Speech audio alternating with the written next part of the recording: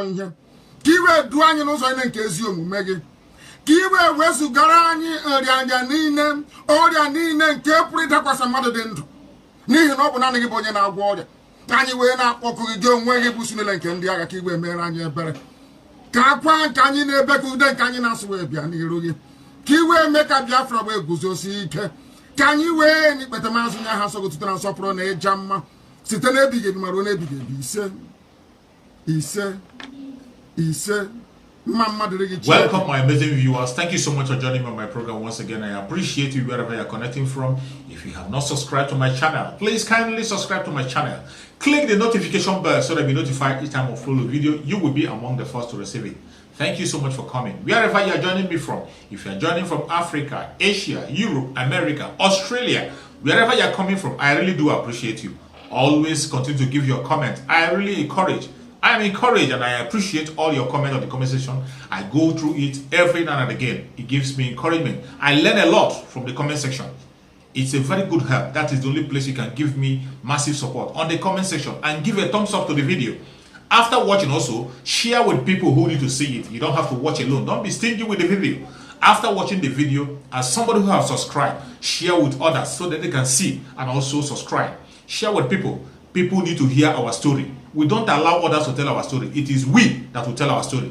They have been telling our story for a very long time. This time we have to tell our story.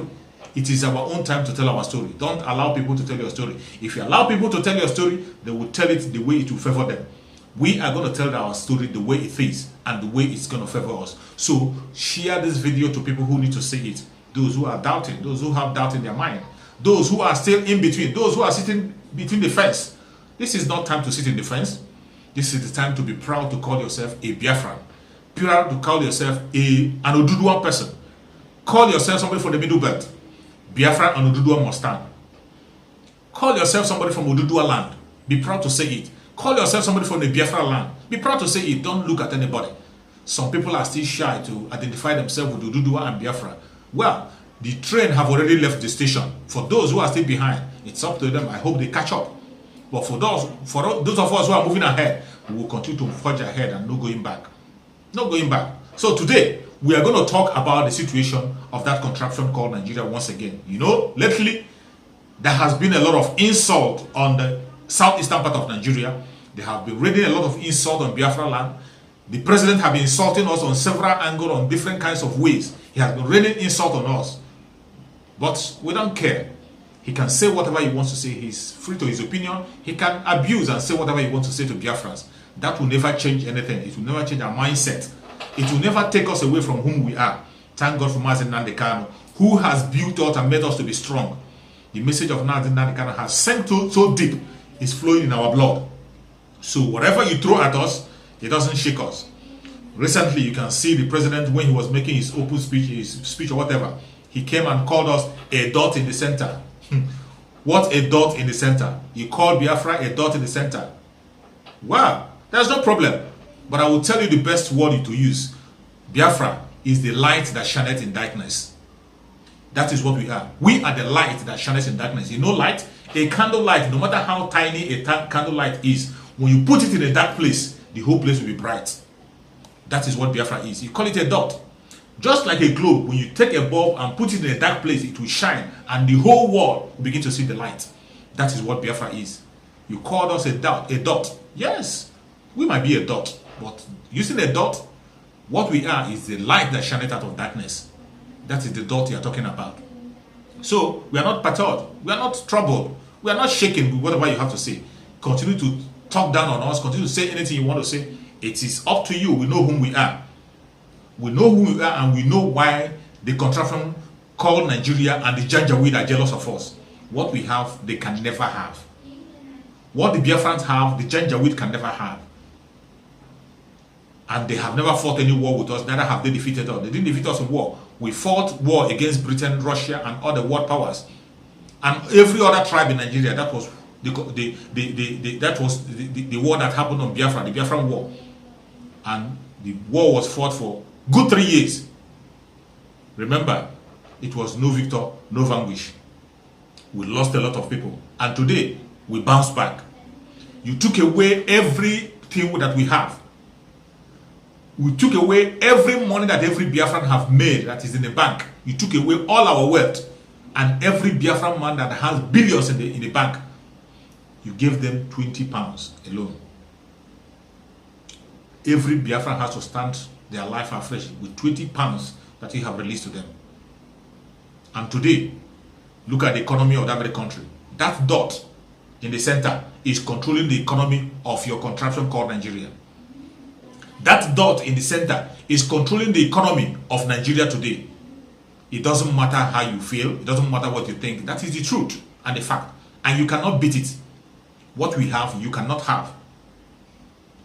Your grandfather, Ahmad Bello, said it, that wherever you put an Igbo man, he will spring up to be the leader. In as much as you took away everything that we have after the Civil War, here are we. The Igbos are controlling the economy of that country as we speak. And when you talk about poverty, poverty rate in Igbo land is lowest. Poverty rate in the south as a whole is lowest. Cannot compare to that very area you come from, the Janjaweed.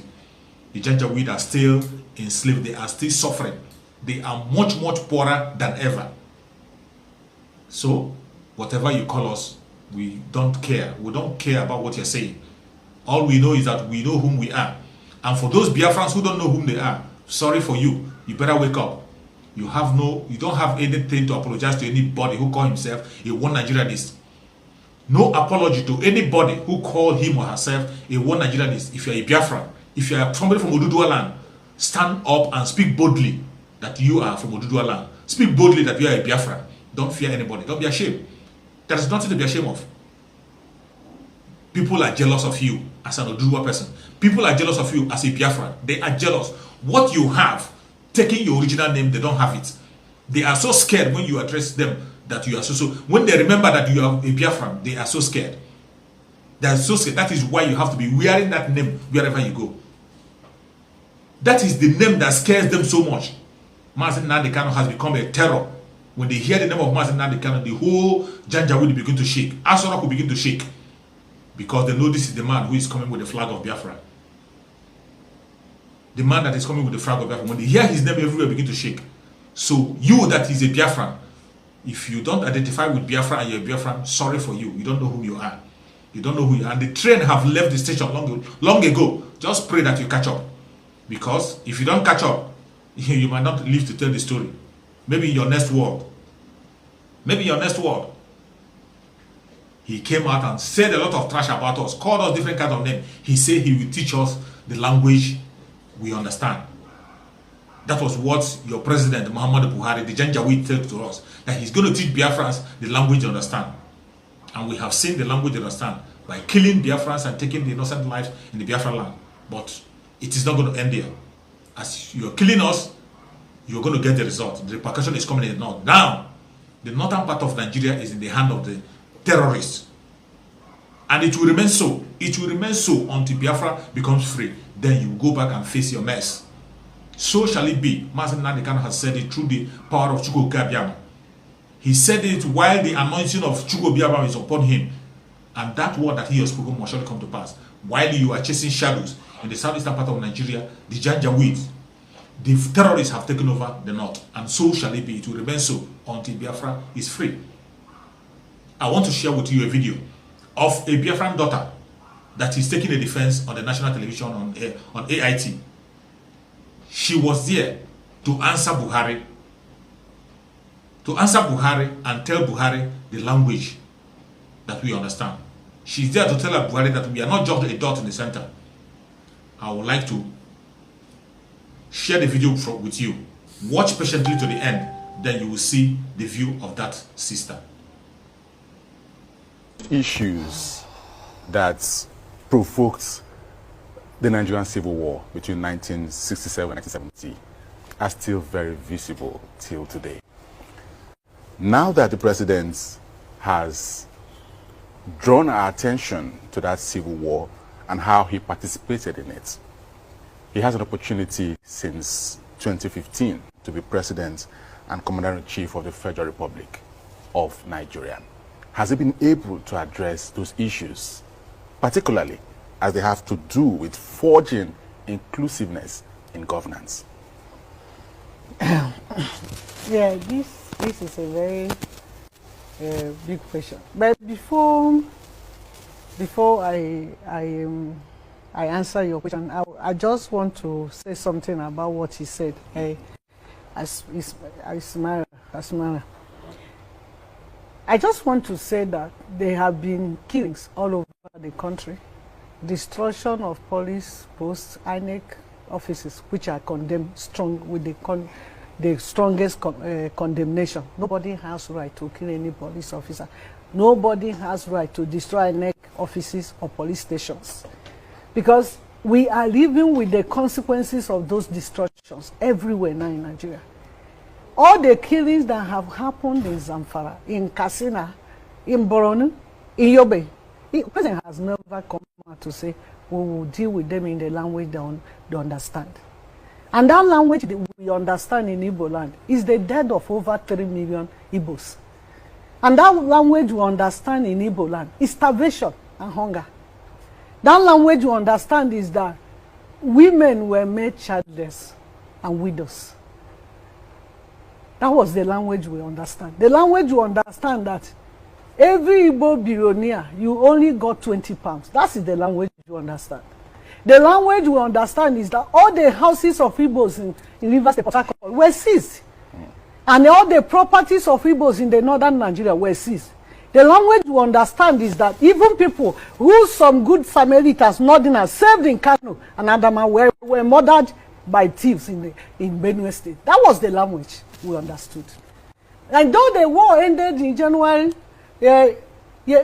over 50 years ago, but the injustice still persists. Some people have tried to address those injustices in the previous presidents, but President Buhari have brought it to the fore by destroying the economies of Igbo land, Igbo people. Igbo people within 10 years after the war ended bounced back.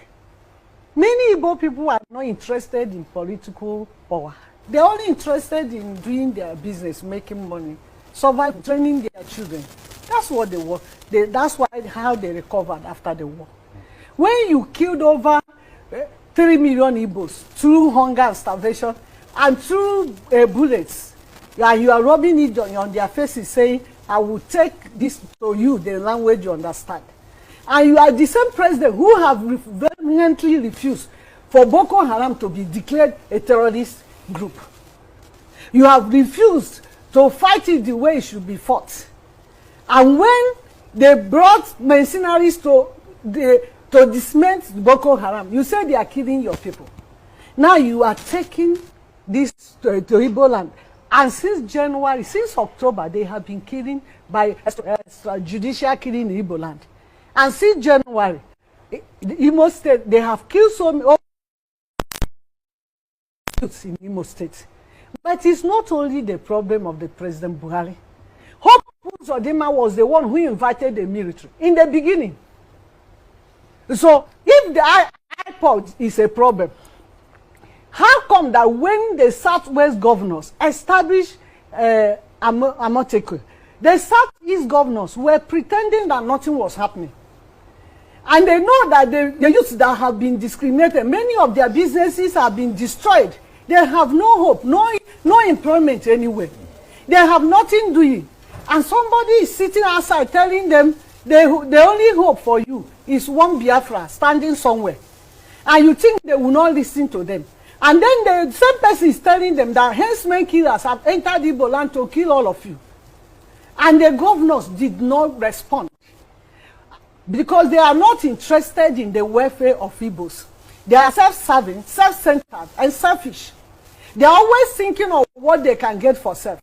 But when there is no Igbo land, they cannot exist. It is true that their children are outside. But if Igbo land, if President Buhari gives us the language we understand, their relations will go with it. That's what the governors do not know. Before the 22 years civilian rule, Aba used to be a big economic center in Igbo land.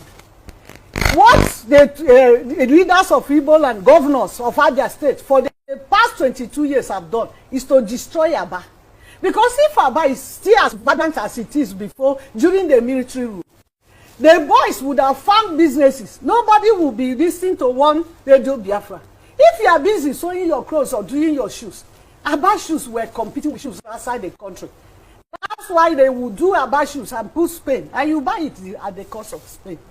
But today there is no Aba, there is no Onitsha, because the governors consistently destroy those things. And what will stop a governor of Abia State to use security votes and establish a settlement where people can go and sew and make their shoes and go to anchor of central bank and borrow money for these people?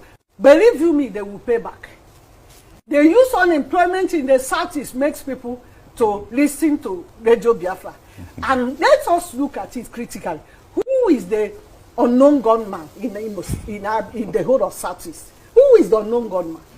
And the people, so many people are saying, we don't even know. They know them. There are these boys that are calling themselves.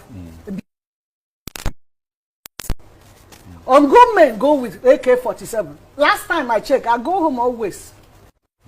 Nobody has purchased any ammunition for these people. Is it not the responsibility of the security agencies to mask the unknown government? Security is also the responsibility of everybody.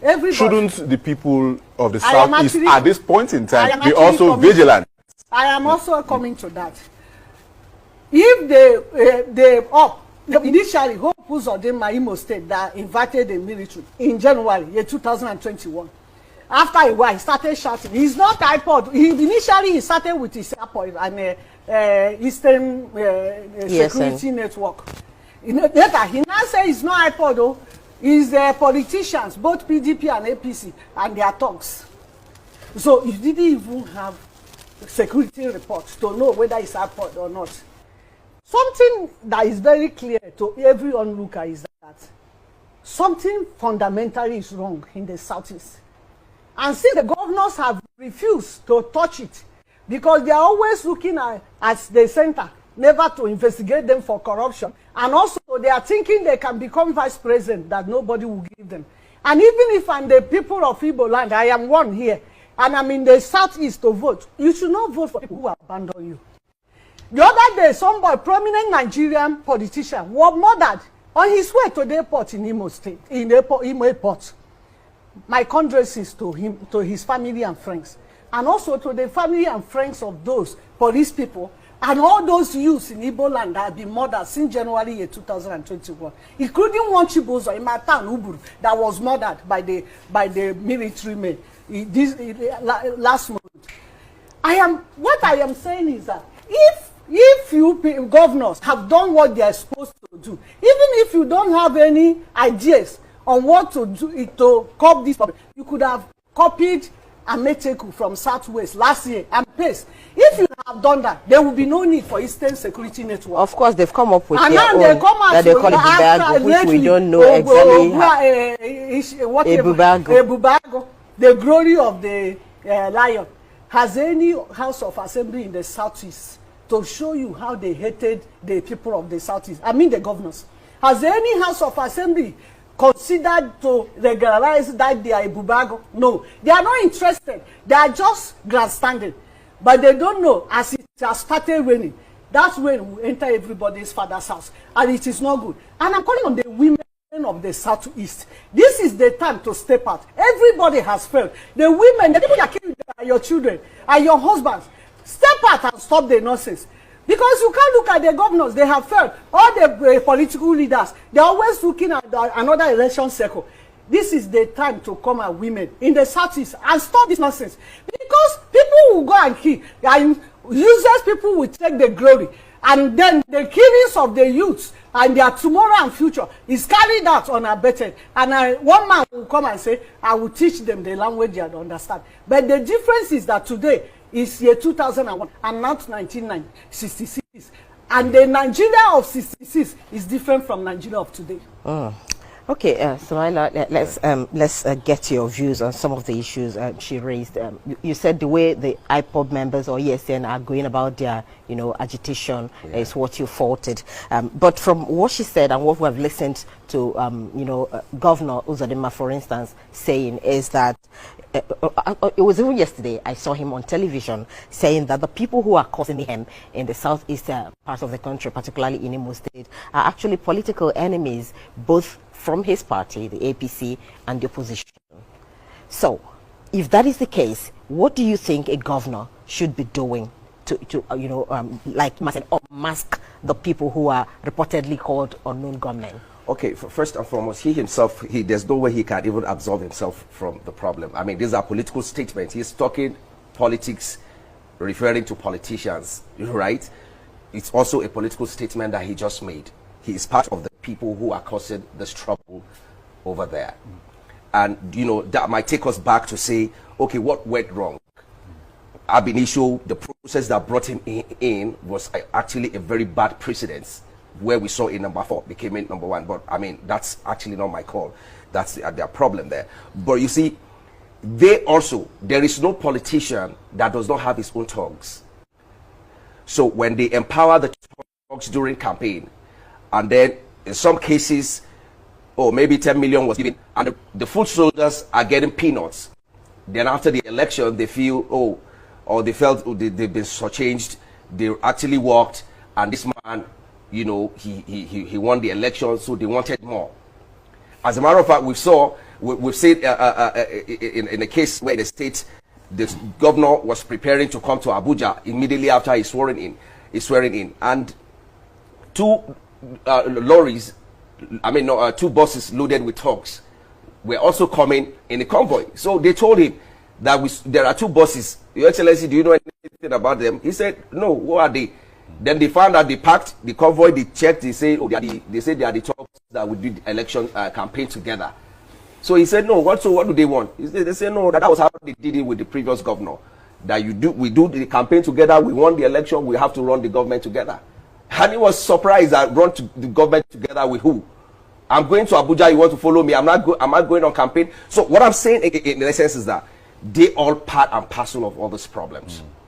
When you arm them, you don't take back the arms. I mean, because the money for buying all this AK-47 is part of your campaign funds. So you don't retrieve that. Just like the cash you give out during campaign, you don't retrieve them back.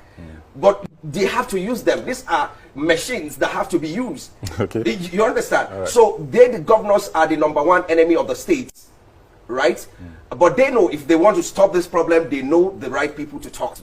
In some cases, they might have challenge in stopping those of the opposition, right? But they are their own men that they use. They know the way, but they won't even do that because they always feel there's a need for them part time. You understand? So these are the problems we're having all over the place. Ma, a lot of Nigerians are obviously not happy with the president's use of language in that controversial tweet. But how should the president speak in the face of growing insecurity in the country?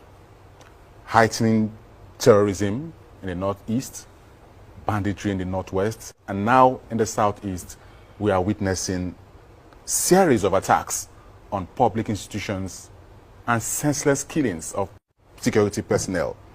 How should the president speak, considering the fact that he's also a human who is disturbed by these incidents? One of the reasons that Nigerians overwhelmingly voted for President Muhammadu Buhari in year 2015 is to give them maximum security. They say he's ex-general. He knows the trends, and he will give them security and to stamp out corruption out of Nigeria. That's one of the campaign they told is Baba Gaskia. This is 6 years on. There is no security. What actually has happened is that there is insecurity all over the country. Before it used to be only northeast. Now it is northwest, north central, north. And do you know how Mr. President has contributed to heightening insecurity in Nigeria? He has treated the henchman killers all over the Africa that are trooping into Nigeria and killing people and maiming and raping women with a kid's gloves. He has not done anything about it. The Boko Haram, they even have new mark now. Has no Borno State and Yobe is not sea safe. Than the home state of Mr. President Katsina, people run away from their communities. They prefer ID camps than their homes because you are not safe. You will either be kidnapped, or bandits will come and kill the person. He has not done anything to stop insecurity in the country. And when they killed Benue people, President will call the governor and say, why not work with everybody? Is that the language to use? And now when they see insecurity in the southeast, I wanted to hear my president to say, I am going to deal with the criminal elements causing the mayhem in the southeast. I would take them out. I am going. You can't be a president, even a governor, a local government chairman should not stand and watch INEC offices being destroyed, police stations being destroyed. The last time I went for a burial in the southeast, this last May, I was afraid because before you used to see in every kilometer police checkpoint. We drove for a long time. We didn't see any police. I told my driver, something is not right here. Don't stop or don't just they go till we reach Mbese. You know, this is the problem. When I expected the president to deal with the criminals in the south, criminal elements in the southeast, the same way he would deal with criminal elements among the henchman killers. That's what I wanted. But he has not done that. And every accusation people are accusing him, we have data to figures, facts and figures to support it. All right. He has all the money. Soldiers will come and say we are not giving ammunitions to fight. Then there is always voting money in the budget for ammunitions. What ammunitions? What is happening to the allocations to the military to buy software and buy everything? And we are 6 years on. There is no security in the country. After watching what she had just said, I don't have much to say. She has said it all. She has said it all. Most of those elites who are hiding are now coming out. Some people from the southeastern region who are hiding, there is no hiding place anymore. They know that the more they hide, they pay with their life. Everybody have to speak up. Wherever you are, whomever you are, you have to speak up. It is time to speak up. Use your own platform. Whatever platform you have, begin to air your opinion. Begin to air your opinion and say your voice. If you are from Oduduwa land, air your voice. If you are from Ijo land, air your voice. Any place you are, any nation you are, air your voice. Wherever you belong, air your voice. For the middle belt, put your voice with your platform. Recently, I saw a video where a lady from that country called Nigeria was airing her own opinion. I'm very sure that lady is from the southern part of Nigeria. She was displaying the map of Nigeria filled with blood when she was participating in the Miss Africa at Russia. Miss Africa Russia 2021. That's on Saturday, just this Saturday, on 13th. She came out to perform, and she was bold to display that very flag that has blood stain on it. That is what Nigeria has. That is exactly representation of Nigeria. A flag with blood stain. That lady made that out. Watch this video. Next contestant, thank you.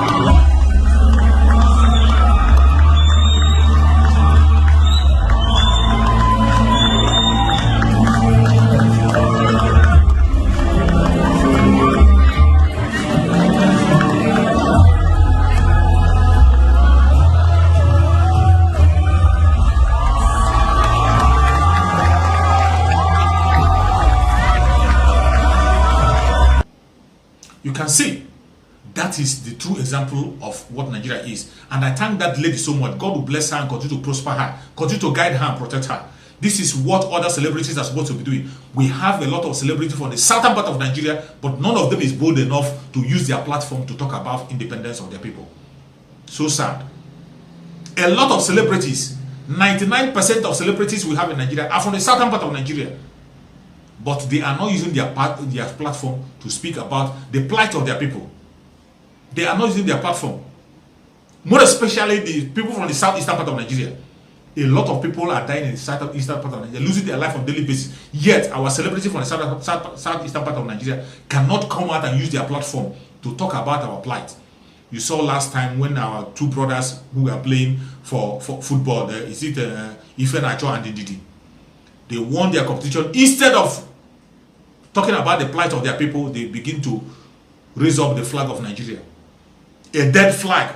A flag that is stained with blood. They were both to raise the flag. Look at what a lady did. A lady just did that. A lady just took their flag, stained with blood, and showed to the world that there is genocide in every part of the world. There is genocide in Nigeria. That is what that blood on flag represents. At least the world have seen it. This is what our celebrities around the world is supposed to be doing. Using their platform. If you're a footballer, whatever you participate, if you're a footballer, a boxer, whatever, after your performance, you come out with that flag stained with blood. Don't say anything. Just come out with the flag stained with the blood and show the world. It will say a lot. It will go a long way to awaken the people of what is going on in that contraption called Nigeria. But out of their selfishness, pride, fear, they will never do it. They just move about their ways as if everything is all right. Shame to all of you celebrities. More especially celebrities for the southeastern part of Nigeria. Shame to you. A time will come when you will regret everything you are doing. Chuks Abiyama has spoken that Biafra must be free. And Oduduwa must be free. It doesn't matter what you do. It doesn't matter if you support or you don't support. It doesn't matter if you speak about it or you don't speak about it. These two nations must arise. They must stand. And thank God for Sunday Igbo, who is marching forward. Standing, consistent. I pray that he remain consistent. That is the only thing we want. Just as Mazi Nnamdi Kanu has always been consistent. No shaking. We have no fear. Mazi Nnamdi Kanu is tested and trusted 100%. No looking back. And we believe in him. I pray that Almighty God will protect Mazi Nnamdi Kanu, guide him wherever he is. Continue to strengthen him. Every freedom fighter in that contraption called Nigeria, God will continue to strengthen them. Give us a way out. And very soon, freedom will be sure. We will all be free and we will rejoice and have a nation where we will be proud to call our own. Thank you so much for watching, and remember, see you again on the next video. Don't forget to subscribe and share with your friends. Thank you and bye-bye. See you again.